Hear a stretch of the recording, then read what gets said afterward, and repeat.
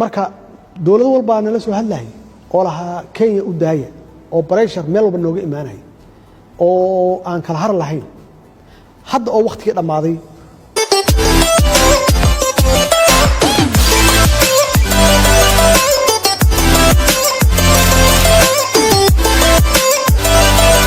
badii aniga 4 sano aan joogay runtii waxa iga soo gaaray culays aad u fara badan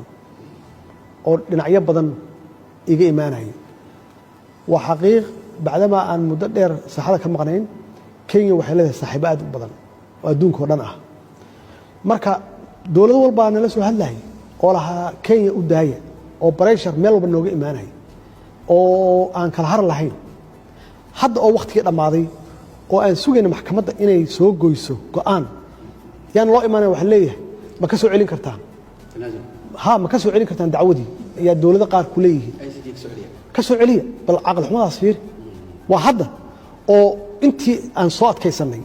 أفر سنة صوت كيسني إيو أنت خرج نوجب حي إيو كين واحد سميسي أو كراستي بنيسي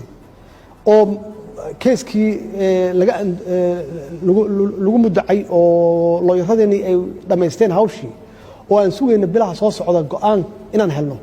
يا والله صوع حلولي هي قديع كرتها إن سعوليسك اللي كيد جيو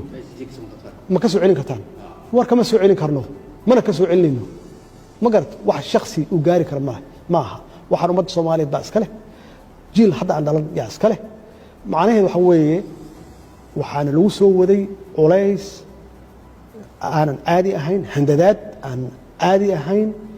محل اللي راه حدي حتى الولالوش كرول السكوت ده يعني الولالوشو حدي حتى محن كورة هذا lagu oran karo waa laga la shaqeyn doona election ka soo socda wax kasta in lagu day wax kasta in lagu day